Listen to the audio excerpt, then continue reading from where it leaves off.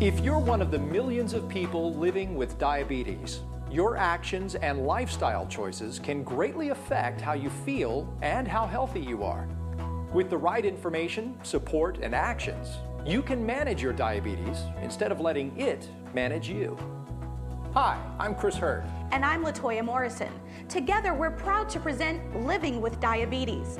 We'll be providing you with the key information you need to take control of your condition and start on the path toward greater wellness.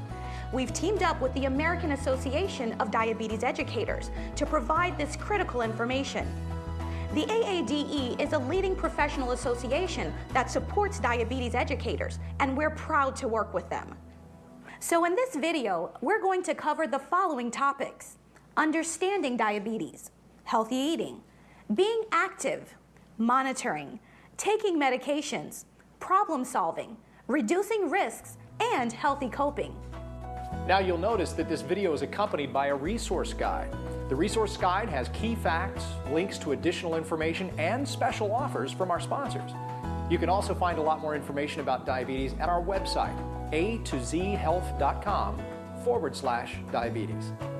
Throughout this video, you'll see people demonstrating different aspects of diabetes management. These people are not professional actors. Many of them are people who have diabetes, as well as the friends and family members of people who have diabetes, and healthcare professionals who work with the diabetes community. We'd like to thank them for their help in making this video. We'd also like to take a moment to thank our sponsors. They understand the importance of diabetes education and have provided the funding to make this video available to you. They've also provided some special offers in the coupon book that accompanies this video. Okay, so let's get started. I'm Donna Tomke, President of the American Association of Diabetes Educators. I'm also a certified diabetes educator and a person living with diabetes. Taking good care of yourself can at times seem overwhelming when you have diabetes. There's lots to consider, from eating healthy meals, being more active, monitoring your blood glucose, and taking your medications as prescribed. But the right tools and support can make diabetes self-care very manageable. Diabetes educators are licensed healthcare professionals whose main focus is to help people with diabetes learn about their disease so that they can adjust their lifestyle and behaviors to achieve good diabetes self-management.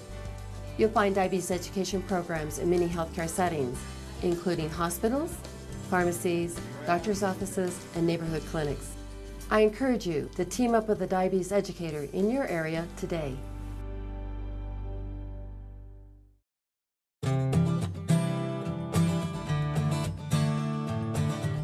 You may have heard diabetes referred to as a disease, a condition, or both.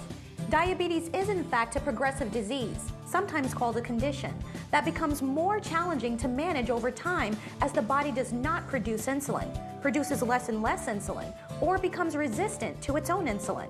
Fortunately, today there are many more resources available for people with diabetes than there have ever been before. Thanks to the education, equipment, medication, and professional support that's available, it's possible to live a long, healthy, productive life with diabetes.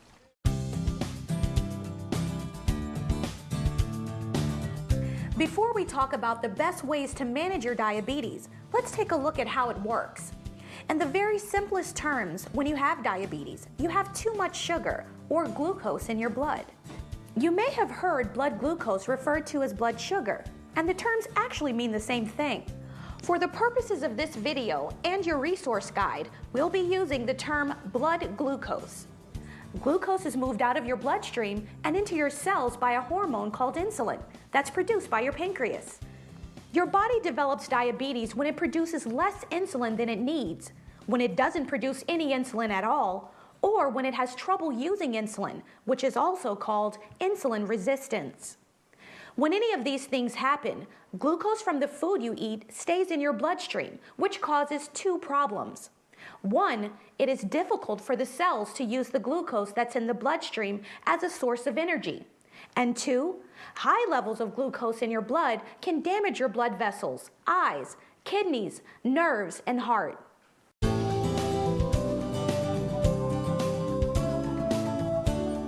It's important to manage your diabetes, no matter what age you are and what type you have. In this video, we're focusing on the issues that face adults with type 1 and type 2 diabetes. And for some great information on diabetes management for children, check out For Parents and Kids at diabetes.org. In type 1 diabetes, your body does not produce insulin, so you must take insulin in order for glucose to leave your bloodstream and enter your cells. Type 1 diabetes used to be called juvenile diabetes because it often occurs in people under 30. However, it can occur in people of any age. If you have this type of diabetes, you often have a high level of autoantibodies in your blood. While antibodies protect your body by destroying bacteria and viruses, for example, autoantibodies attack your body's tissues. In type 1 diabetes, autoantibodies attack the cells in your pancreas that make insulin, called islet cells. The exact cause of type 1 is still unknown. In type 2 diabetes, the body may not make enough insulin and/or it may not properly use the insulin it produces due to the development of insulin resistance. Most people who develop this type of diabetes are over 40 years old, although we now see it occurring in much younger people, with an increasing number of children diagnosed in recent years. Type 2 diabetes runs in families, and there are genetic factors involved. Extra weight may also cause insulin resistance. With insulin resistance, your pancreas continues to make some insulin, but cells in your body don't respond properly to the insulin. As a result, blood glucose cannot get from the blood into most cells. This is why maintaining a healthy weight is so important when you have type 2 diabetes. Additional risk factors include smoking and high blood pressure. Your healthcare provider will provide you with guidance and prescribe the appropriate medication when needed to deal with your specific situation. Women who have high blood glucose levels but don't already have type 1 or type 2 diabetes may develop diabetes during pregnancy. Called gestational diabetes, this type typically is discovered at approximately 24 to 28 weeks into pregnancy, when a pregnant woman's body is making hormones to help the baby grow. Those hormones can block insulin from doing its job and cause insulin resistance. The risk factors for gestational diabetes are similar to those for type 2 diabetes, with the highest risk factors being prior gestational diabetes, being overweight, or a family history of type 2 diabetes. Your risk is further increased if you're over age 25 or have previously given birth to a baby weighing 9 pounds or more. When a mother has gestational diabetes, there are some possible risks to mother and baby. For the mother, these include hypertension and the need for a C-section. For the baby, the potential risks include low blood glucose at birth, breathing challenges, and a high birth weight, which can cause several health issues, including damage to the shoulders during birth. Fortunately, gestational diabetes usually disappears as soon as the baby is born. However, a woman who has had gestational diabetes is more likely to develop type 2 diabetes in the future. For this reason, it's important for women with gestational diabetes to schedule a 6-week follow-up visit with their doctor after their baby is born. In fact, studies are now showing that pregnant women who have high blood glucose at their first prenatal examination may actually have type 2 diabetes. For this reason, they should be carefully screened at this 6-week visit.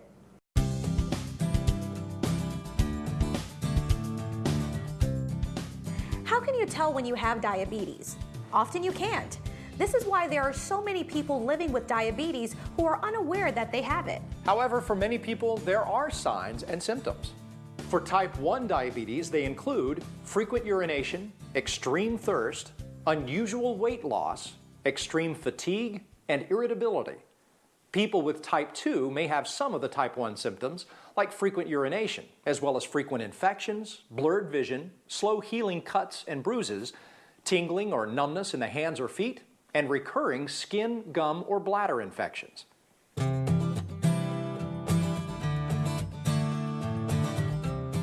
How do you get diabetes? Well, we're not quite sure what causes diabetes, but one factor is a family history of diabetes. Type 2 diabetes tends to run in families, partly because of genetic factors. Race and ethnicity is also a factor. African Americans, Hispanic or Latino Americans, Native Americans, Pacific Islanders, and some Asian Americans develop type 2 diabetes and its complications at higher than average rates. Furthermore, children and adolescents are being diagnosed with type 2 at increasing rates. Consuming carbohydrates raises your blood glucose level.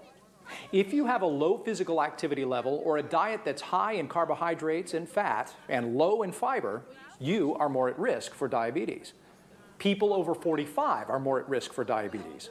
Being overweight is also a risk factor. Talk with your healthcare provider to determine a healthy weight range for you. For women, having had gestational diabetes puts you at risk for type 2 diabetes. Even though you may not have diabetes today, many people are at an increased risk for developing diabetes. While many people may not know they have an increased risk, it is a serious situation, and it may even apply to one or more people in your own family. The good news is that these people can help avoid developing diabetes by making changes to their lifestyle, like losing weight, changing their diet, and/or increasing their physical activity.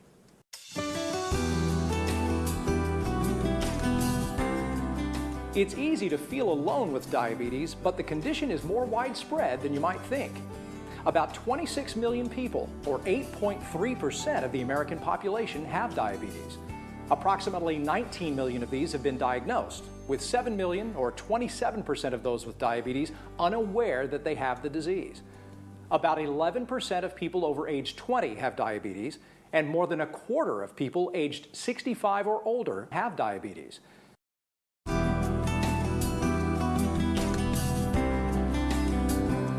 No matter what type of diabetes you have, it's so important to manage the disease in every way you can. From monitoring your blood glucose and managing your blood pressure and cholesterol, to keeping regular appointments with your doctor and your diabetes educator, to controlling your weight through meal planning and movement. Why? So that you can control your life instead of letting diabetes control you. You'll be more able to participate in the same activities as your family and friends, like playing on a soccer team, going to a party, gardening, or taking your grandchildren to the park. You'll also help to reduce your risks of complications from diabetes, which can range from fatigue or headaches to much more serious conditions. Make sure you share the information in this video with the people who care about you, so they can support you in the process.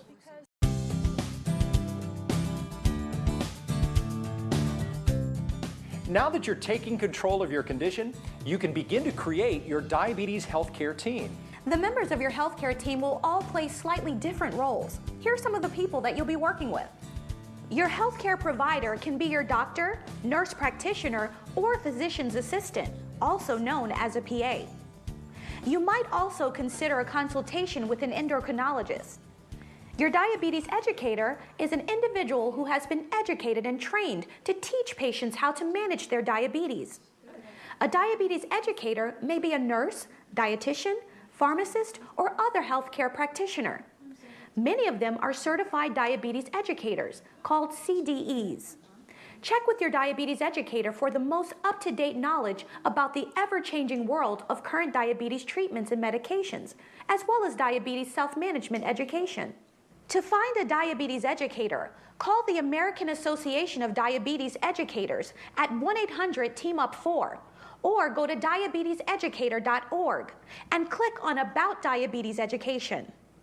Your spouse or significant other, your close friends, and your adult children or other family members are also important members of your healthcare team. While these members of your team can't provide you with the expertise offered by your doctor or diabetes educator, they can play an essential role in helping you keep on track with your diet, exercise, medication, and blood glucose monitoring. They can provide healthy food options, exercise with you, or make sure you have something fun to do after a trip to the doctor's office. Perhaps most important, they can remind you on a daily basis that you're